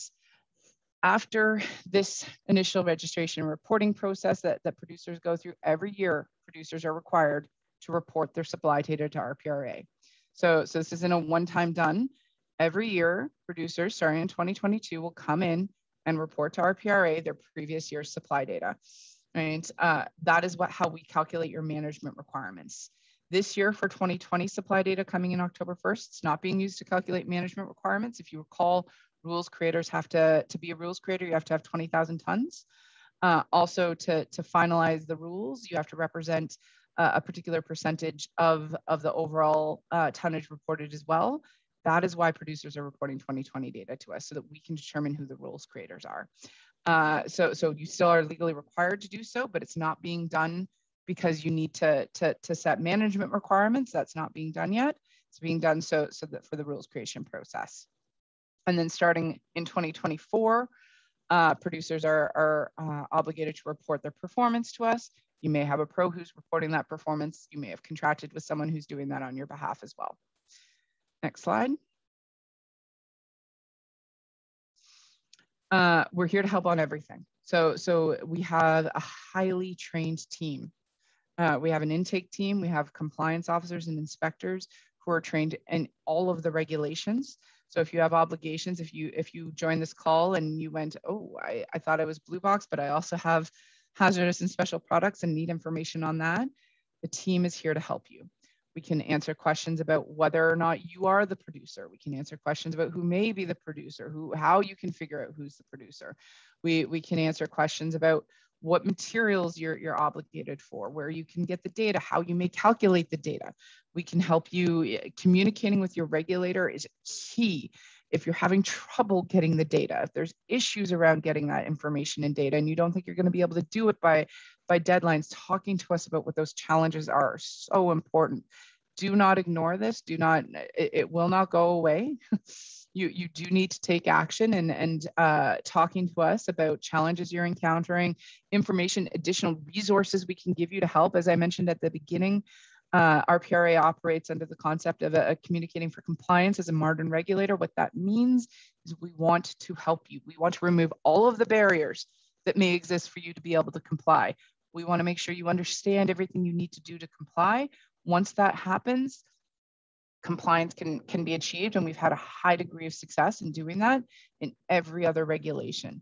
So give us a call, talk to us. Remember what I said about the fact that as your regulator, we are the ones who can tell you nobody else can say this product's obligated or that packaging is obligated. RPRA can. So if you have questions about that, you should contact us. The more frequently asked questions we're going to get, the more information we get, the more information we put on our website. So you're helping the entire system work by contacting us and asking us questions. Next slide. As I said, this is the beginning of the process. There's more information coming as you're contacting us. We're going to update our website with more and more information. We're going to be having more and more learning series. We'll have ones for municipalities. We're going to have ones for other obligations as this rolls out. If the need is there, we'll have another one of these webinars. We can have Ask the Compliance Team sessions. We can do whatever it is that helps folks figure out how to comply with these regulations. We have registry resources available. We mentioned things like verification supply data or certified compostable. To figure out what certified compostable is, those resources are on our website now that you can go and take a look. Your key resource will be access to the compliance and registry team. So sending them those inquiries and contacting them, I would ask all inquiries should be going through the compliance and registry team. So sending them to myself directly, for instance, might not garner the response as quickly as sending it to the team. So please send your inquiries, your questions, any help you need, any issues you're encountering to the compliance and registry team. So I'll pause there again for some more questions in case there are any. Thanks, Mary. Yes, lots of questions. So we'll use this opportunity to kind of do, a bit of a mash of different topics. One question I've seen come up quite a few times is, will RPRA be posting a list of its registered producers when they're registered on their website? So we will. So we've done that for other programs as well. And as producers register, we will publish a list. I would just caution producers that don't be relying on that list to determine what you're obligated for October 1st. Everybody has the same registration deadline, and all producers won't be registered in time to be posted ahead of October 1st. So you do need to do your own work to determine which products or packaging you're obligated for, but we will publish a list of registered producers on our website. Thank you. And a question here about registration again. How will a business open that's starting up in 2022 register? What does that look like for them?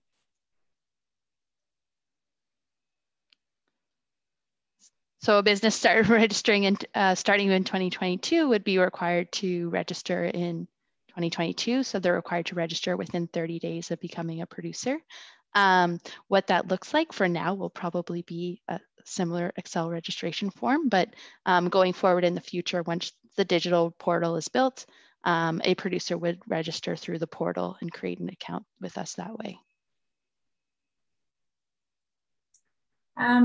So a couple of similar questions on this front here. So given that there are so many outstanding questions from today's webinar, will there be additional opportunities for producers? Will there be guidance from RPRA? Mary, maybe you've touched on it a number of times, yes. But maybe say it again. This is the beginning, not the end of the process. We can have more webinars. You can contact the compliance team with the questions that we weren't answering today, or if you didn't get enough clarity from the answer, this is not an interactive forum, so you're not able to say, wait, I meant this. So please contact the compliance and registry team. We're putting out more and more communications. We're working with your trade associations quite closely on this. So if you're not getting information from us, I would encourage you to sign up for our newsletters, or even just send us an email and say that, I think I may be a producer and want to be added to whatever mailing list it is that you're utilizing for this. But we're also communicating with your trade association. So your trade associations are a great help and source of information on this. We are making sure they have the information from us so that they can give it to you.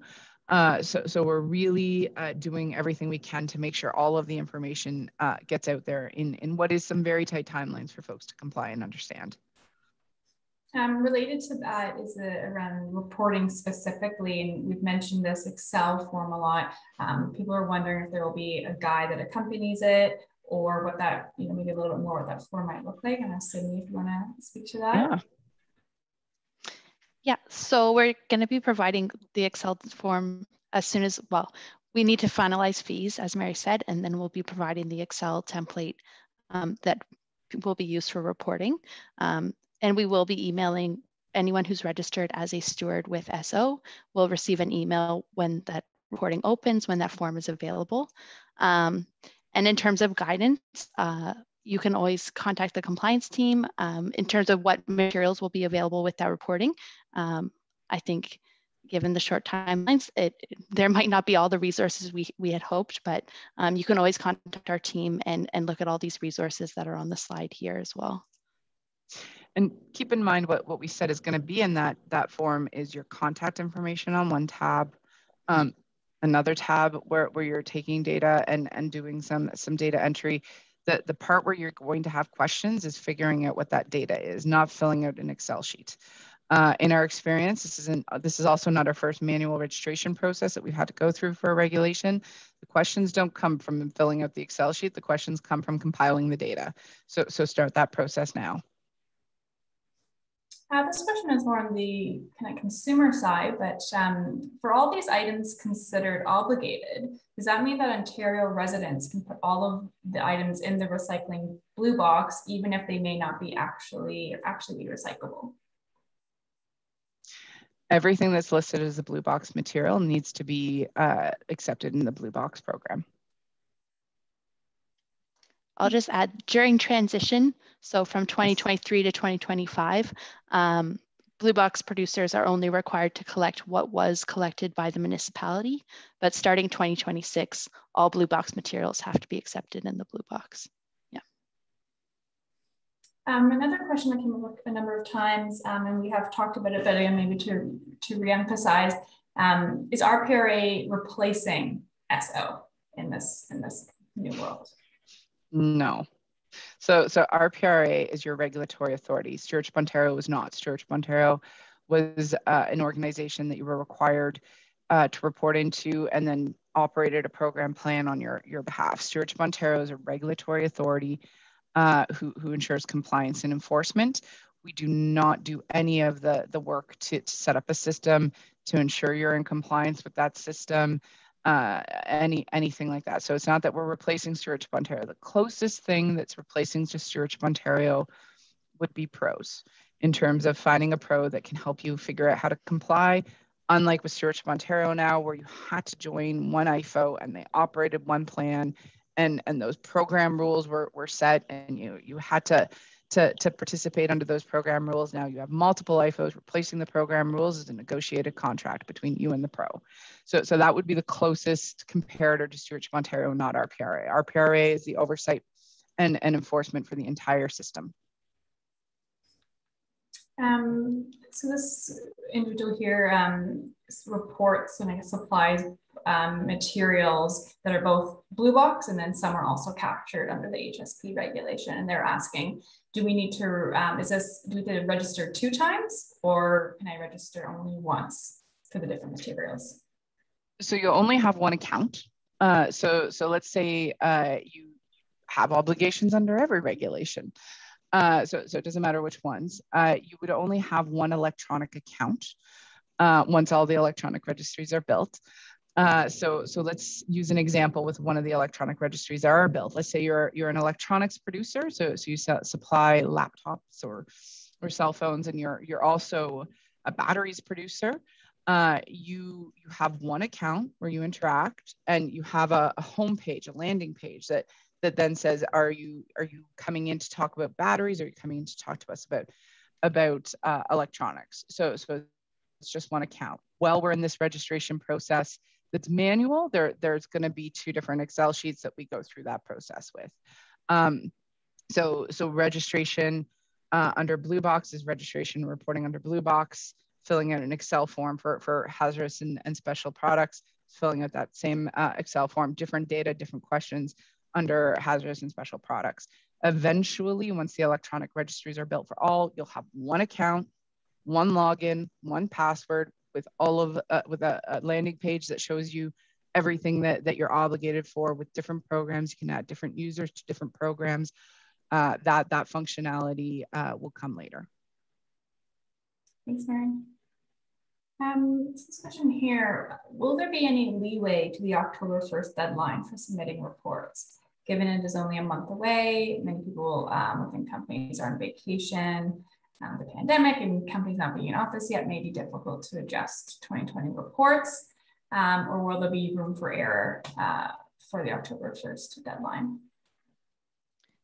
So the deadline is October 1st for all producers to register and report to us. There is a request for extension that you can, compliance bulletin that will tell you how to request an extension if you need one. We would like reporting to be as accurate as possible, but obviously if producers do make a mistake, we can work with them to correct that at a later point. But your best bet, if you think that you're not going to be able to report by October 1st, is to contact a member of the compliance and registry team as soon as possible, start having that discussion, and if you need to, you can request an extension.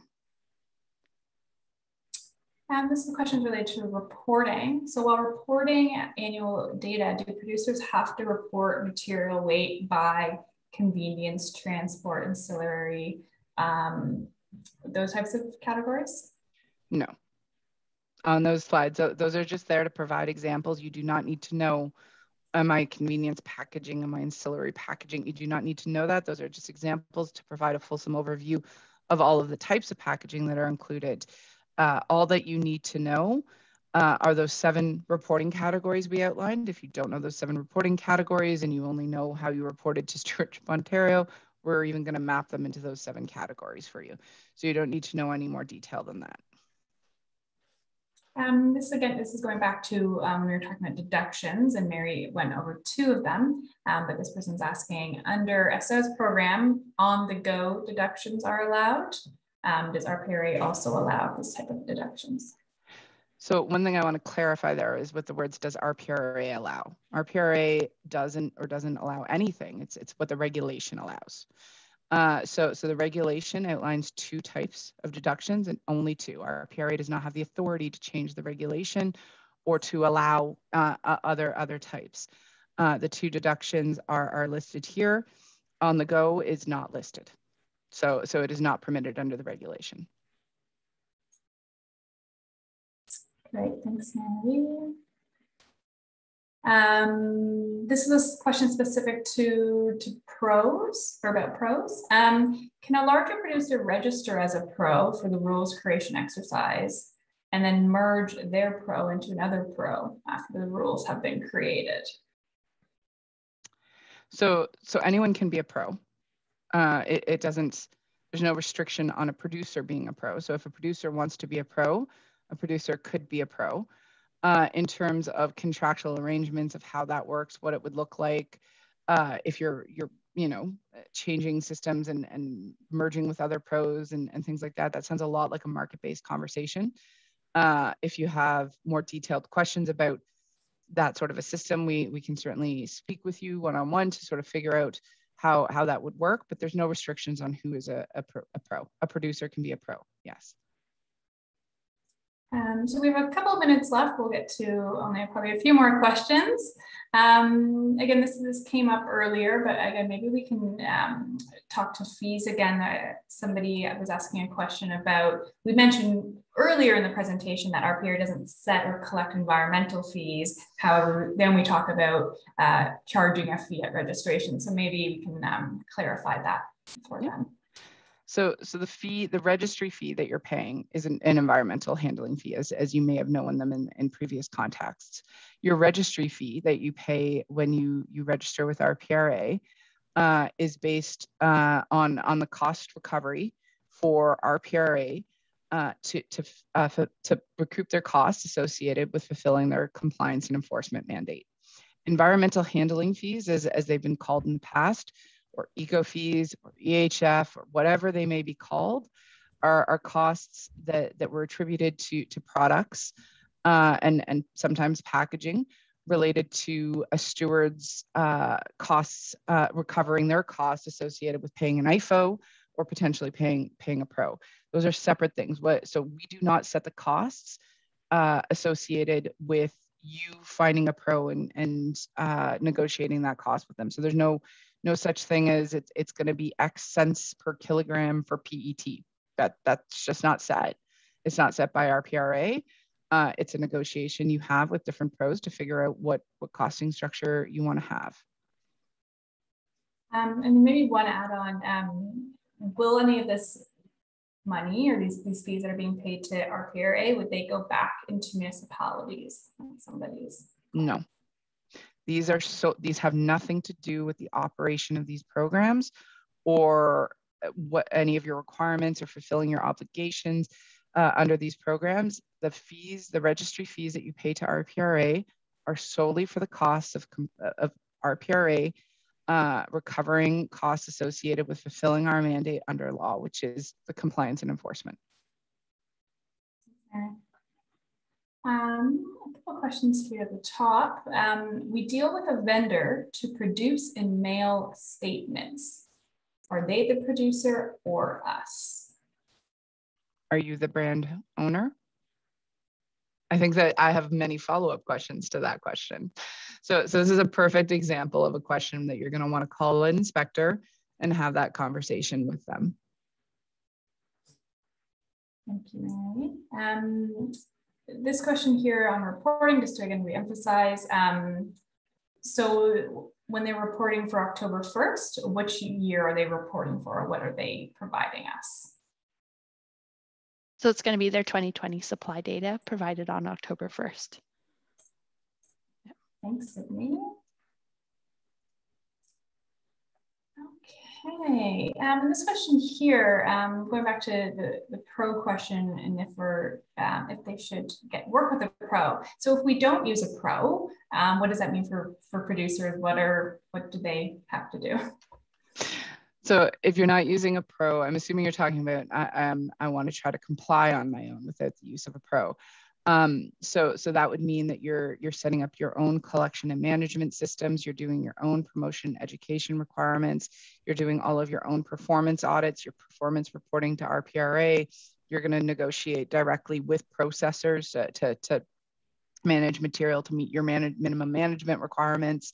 So you're removing the company that's going to would be doing those things on your behalf.